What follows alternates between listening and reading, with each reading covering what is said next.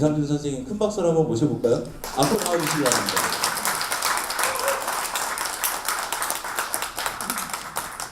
그러면 사전 투표로 들어가 보겠습니다.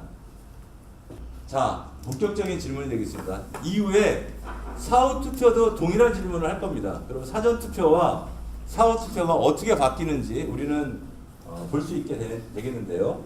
두 번째 질문으로 넘어가 보겠습니다. 네, 결과 보여주시기 바랍니다. 몇 점일까요? 와우. 시민은혜의 시민의원은 여론조사나 시민 배심원과 같이 무작위, 추첨으로 선발합니다. 그렇게 선발된 시민의원들에게 국정을 논의할 정치적 대표성이 있다고 볼 수 있을까요? 결과 보여주십시오. 역시 추첨은 약간은 점수가 아까보다 좀 낮아지고 있는 것 같은데 6.3점을 기록했습니다. 뭐 특이하게 보였던 항목들이 혹시 있으셨나요? 사실상 불가능하다가 계속 0으로 나오는 게 좀 특이해요. 이쯤에서 시민의회 전반에 대한 이해를 한번 하는 게 어떨까 싶습니다. 안녕하십니까, 김상준입니다. 먼저 시민의회라고 하는 게 그냥 툭 떨어진 게 아니라 바로 지금 우리 상황, 촛불, 작년 이제 10월 말 이후 이 상황 위에 올려져 있는 건데요. 4개월 지나게 된데 11월, 12월, 1월, 2월, 3월, 5개월 가까이 가고 있는 것 같습니다. 촛불은 어디로 가나 물어볼 때가 된 것 같습니다. 이게 나라인가? 라고 묻고 그러면서 그 질문은 동시에 이제 어떤 나라여야 하나라고 하는 거였고, 그러니까 이제는 민주주의를 우리는 앞으로 한국에서 배워야 된다. 촛불 이후에 탄핵 가결한 이후에 하고 있는 거 보면 국회에서 한 게 아무것도 없습니다. 촛불 이후에 시민사회에서 제기된 100여 개가 되는 개혁 입법안, 그 중에서 하나라도 국회를 통과한 게 있습니까? 하나도 없습니다. 사실상 단 하나도 없습니다.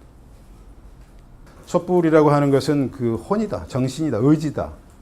제대로 된 나라를 만들어 보려고 하는, 이렇게 말했는데 그 혼이, 의지가, 정신이 현실화될 수 있겠는가? 현실화되기 위해서는 공간을 어디에 할 것입니다. 몸뚱아리가 있어야 될 것입니다. 이제 국회 그 말고도 또 다른 법률적인 또는 헌법적인 차원에서 국민적인 합의를 이루는 또 다른 기구가 필요하다. 특히 이제 개헌이든 이 개혁입법이든 선거법이든 이런 문제를 국회에만, 국회의원들에게만 맡겨놓을 수가 없구나라고 하는 인식이 굉장히 강해졌다. 그리고 굉장히 많은 분들이 그런 생각을 하게 되었다. 방법이 중요하다고 생각합니다. 저는 촛불이 이렇게 거대한 의미 있고 또 고결하기까지 한 이런 그 혼이 몸체를 얻는다고 했을 때 중요한 것은 그 방법과 그런 그 생각하는 정신, 내용, 의지를 어떻게 현실로 만들 것이냐. 그 방법이 굉장히 중요한 이런 상황이고, 아까 처음에 투표를 해본 것은요, 아마 이게 이 토론 끝나고 나면 다시 그 토론을 투표를 아마 해볼 건데요. 시민회도 똑같이 합니다. 처음에 이를테면 선거법이다. 선거법에 대해서 오면요. 처음에 이제 선거법에 대해서 300명 모인 사람들한테 그 의견 조사를 받습니다. 그러면은 흔히 선거법 그러면 이제 A, B, C 정도 안이 나오지 않습니까? 미리 교육을 좀 하죠. 그런데 고르게 나뉘어져요. 고르게 나눠집니다. 여기에는 모인 사람들이 당론으로 지켜야 될 자기 당도 없고 특별한 무슨 이해관계가 있는 건 아니거든요. 저희가 그냥 대충 생각할 때 이게 좋은 것 같아. 이야기 들어보니까 이런 겁니다. 그런데 계속 거기서 안에서 좋은 정보들을 받고 토론을 해가다 보면은 바뀝니다. 2달 지나면 바뀌고 3달 지나면 바뀝니다. 5달 지나면은 초다수로 모여진다. 3분의 4, 아니 3분의 2 내지 5분의 4까지 압도적인 합의에 이른다라고 하는 것이 그동안에 있었던 모든 시민의회의 공통된 결론이었습니다. 시민의회 방식을 통해서 그 안에서 정말로 진정한 토론이 이루어질 수 있는 방법이기 때문에 이것은 단순한 방법 이상의 것이다. 방법이기도 하고 실은 우리 사회가 그러한 여러 가지 서로 다른 견해들이 서로 합리적인 토론을 통해서 스스로의 입장을 변화시키고 발전시켜 나갈 수 있다면은 이건 단순히 방법이 아니다. 어떤 내용에 있어서의 질적인 승화라고 말할 수도 있다. 한국만은 어떻게 보면 세계를 구할 나라가 될 수도 있다. 그런 날이 곧 오기를 기대하고 있습니다. 감사합니다. 마치겠습니다.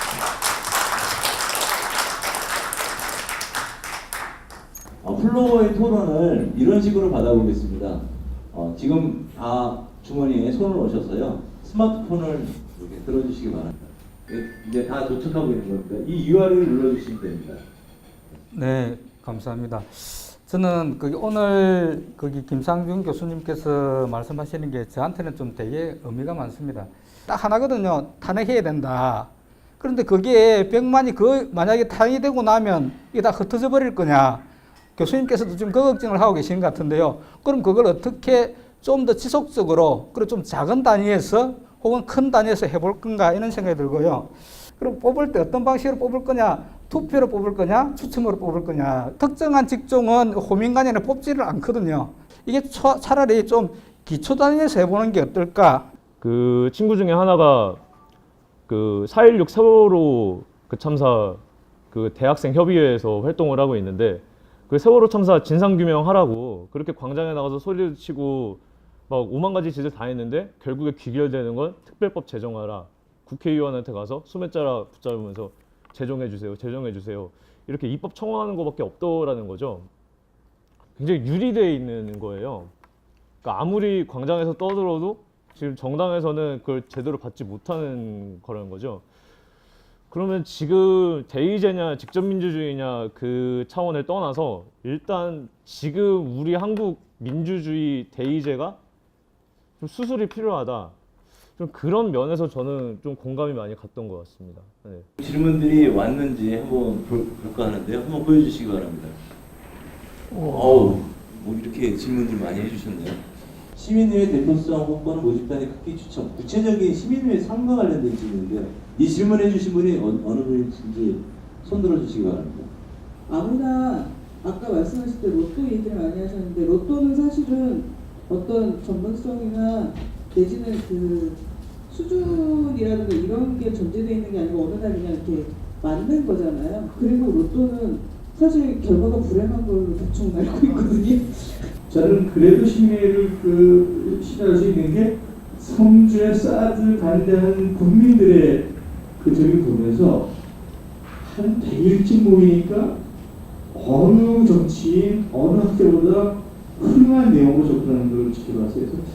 순서대로 간단하게만 말씀드리면요. 첫 번째 이 선발 방식, 이 정당성 이 문제인데요. 글쎄요, 어렵게 생각할 문제는 아닌 것 같습니다. 쉽게 좀 설명을 드리면은 우리가 여론조사하는 거 보면서 여론조사의 그러니까 문항의 문제라든가 단발로 물어가지고 그 답을 구한다든가 그러니까 여론조사가 충분히 사람들끼리 토론하는 게 아니라 그 순간 의견을 묻는다라는 문제점을 제기할 뿐이지 여론조사의 방법의 통계학적인 문제라든가 정당성은 묻지 않습니다. 선거로 뽑는 것과 이렇게 추첨으로 뽑는 그러니까 대표를 뽑는 방법이 다른 거고 아까 말씀드렸던 것처럼 선거라고 하는 것은 어떤 탁월성 원칙이라고 말할 수가 있겠고 뭐 그게 좀 여러 가지 좀 변질되고 있는 게 문제가 있다 이런 거죠. 그래서 저기 추첨이라고 하는 것은 그렇잖아요. 누구나 자기 의사만 있으면은 여론조사에 응할 수 있으니까 누구나 할 수 있는 시민 유권자라고 하면은 가지고 있는 공통성. 제도 두 번째 운영 제도 말씀은 정말 중요한 문제라고 생각합니다. 추첨만 해서 사람만 모아놓으면 그 뭐든지 다 해결할 수 있냐? 전혀 그렇지 않다. 상설 조직이 굉장히 중요합니다. 시민들을 그렇게 모으게 되면은 해당 사안에 대해서 말하자면 지금 뭐 우리 광우병에 대해서도 과학적으로 지금 나와 있는 여러 팩트들이나 사실들은 이러이러하다. 각 부분의 의견이 다른 전문가들이 충분히 프레젠테이션을 할 수 있도록 해줍니다. 그리고 내부의 그 시민들이 분과회의는 매주 하고 매주 한 번씩 전체 플래너리 회의는 한 달에 한 번씩 하고 이런 회의도 조력할 수 있는 구조를 충실하게 대줬다. 세 번째 문제도 소집 주체는 질문해 주신 분이 굉장히 그 깊이 고민을 해보신 것 같아요.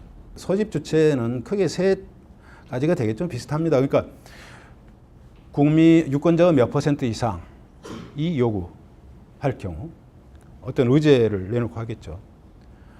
또는 국회의원 몇 %. 세 번째는 아마 우리나라 지금 대통령제가 지금처럼 된다면 대통령도 그 시민의 소집을 발휘할 수 있는 대상이 되겠죠.